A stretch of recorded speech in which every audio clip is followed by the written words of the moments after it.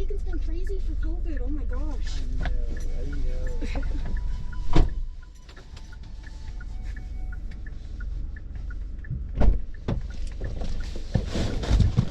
Yeah, yellow happens to be my favorite color. Oh. Look Yeah, here, check it it's out. nice on darker skin. So I heard. Even if I didn't have dark skin and it looked terrible on me, I think I'd still pursue wearing it. Happy Monday, Aura. Good. Sorry, it's Ruth. It's Ruth. in the Boys and Girls Club program, the Aura program. So they're like LGBT housing. Gotcha. Pardon me, so your name is Ruth? Ruth, yeah. Excellent. Aura housing, yeah. My goodness, I have like a few different renditions to go through. Listen to Aura through it. Right on.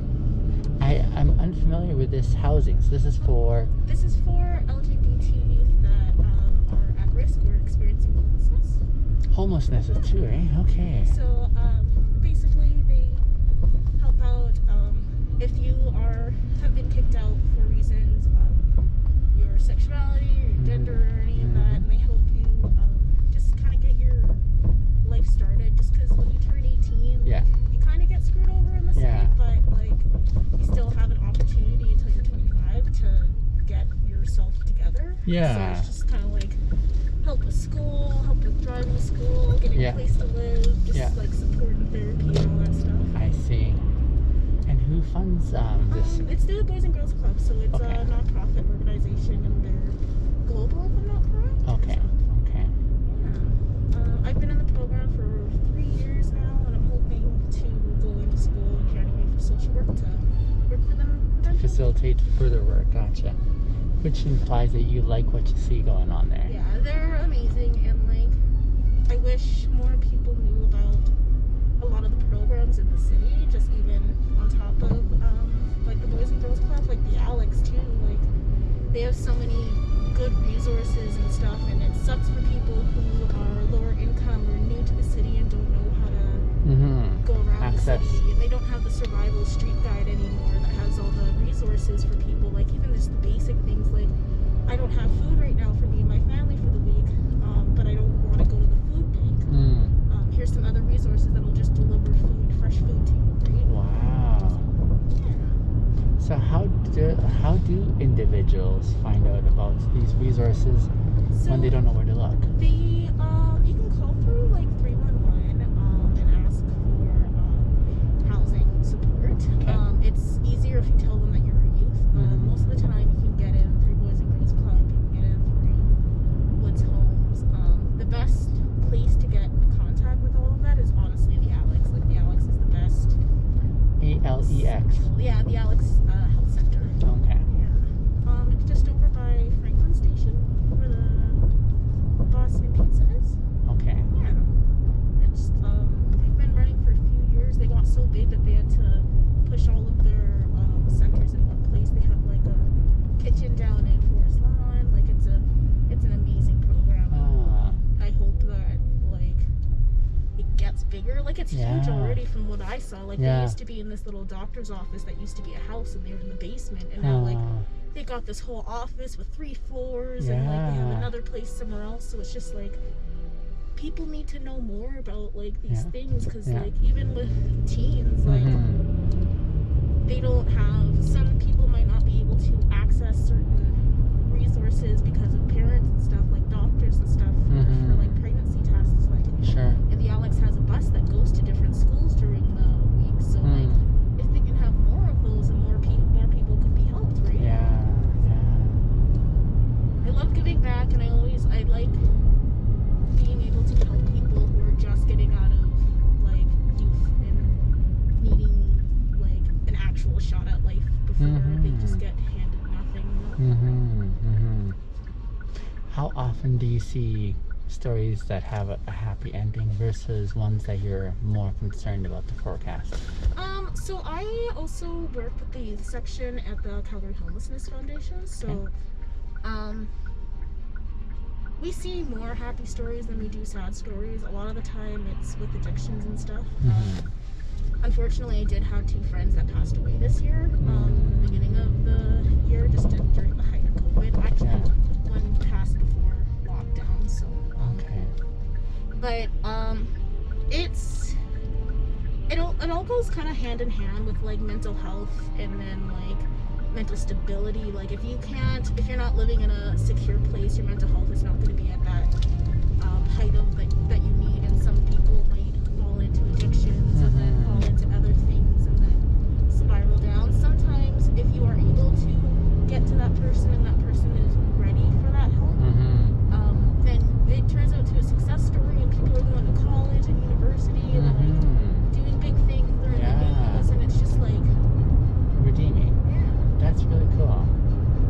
So like that's definitely why I want to work there, because like I see my friends that have been at like the lowest points of their lives now going and like working in businesses and stuff, and it's just like this is what I like seeing. Like I actually seeing people giving love towards people and helping out people in the way that they need it, and knowing that like the little thing that I do could impact them for the better for the rest of their life. Right? Absolutely. Yeah.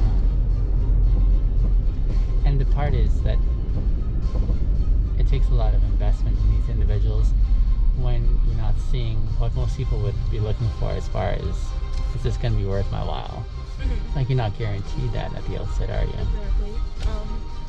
Yeah, because sometimes there are people who don't, like, you're not the best fit with them and stuff too, so like, Sure. and like a lot of times it's hard for people to reach out, so I think avoidance just because of like pride is a very big thing here in the city, and I noticed people who are in the lower brackets will be a little prideful about certain things and certain things that they are able to access, and even though that they are able to afford it most of the time, or it's a little harder for them to afford, it's easier for them to just sign up and get it for free. So it's kind of just like being able to show the person that it's okay to ask for help. Yeah.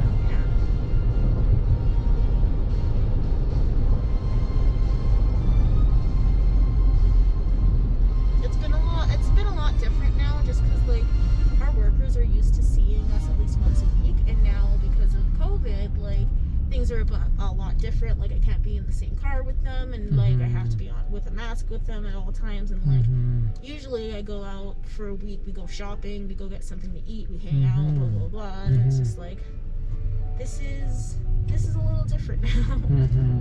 Yeah. I can imagine. It's been crazy, definitely.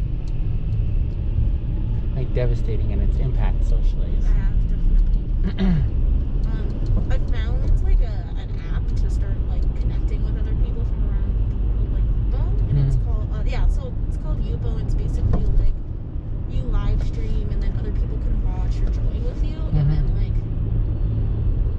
it's not very popular in like Calgary, but like I was looking and it's like Toronto and literally the rest of the world that it's on there, and like I've talked to people from Germany, people from like the UK, people from like Florida, and it's just like it's so crazy to think that we literally have a passport in our hands and we just need to meet people. Like my friend, she's from Bermuda and they just moved to the UK, and her daughter's never seen snow, and last week when it first snowed, I like brought the camera outside. She was so excited and started going off about Santa. She's like, look what you did. So it's crazy just to think like things that I see every day, that's something that someone may never see in their whole life, right? Sure. But I only get to see it on like a screen. Yeah. And, like even the mountains when we think about it, because like we see it in our like landscape every single day, and we don't really like consider it unless it's a really like clear, beautiful day. But people who've never lived here just live like Saskatchewan or something, will have something flat and not the same. So it's just like, I wonder what you see when you look out into like the horizons.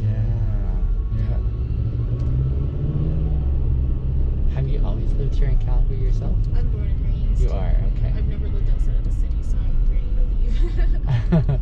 Where would you go if you could choose? Either Florida or Ontario for now. I probably wouldn't go overseas without, like, my father's pretty sick right now, so I'd probably wait until he passes on, before I would go somewhere too far that I can't get too close to him in a short amount of time. So he doesn't have a long left then? No.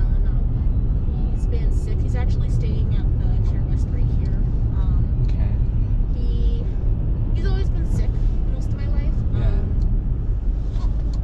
He's had cataracts, diabetes, kidney failure. He does dialysis 4 times a week, and during COVID, he got really sick and got blood poisoning and was put on life support, and they had to put him in like a medicated coma and like a breathing tube and everything. And it was terrifying because like I wasn't able to see him, because this is just when lockdown first hit and everything was getting really like intense, and they said like only one person is allowed to visit him, and that's on the case that he is hours away from dying. So it's just like it was scary for me, because like only my grandma could see him, and my grandfather just passed away on New Year's Eve last year. Wow. So like it was difficult for all of us, and it was really stressful just because like all I wanted to do was be there for my dad, and I couldn't even like talk to him on the phone. So it's just like I call the hospital like every 3 hours, and they're like, "Can you stop calling, please?" And I'm like, "No." Wow. Like I just want to see. I need to make sure how he's doing. Updates, really.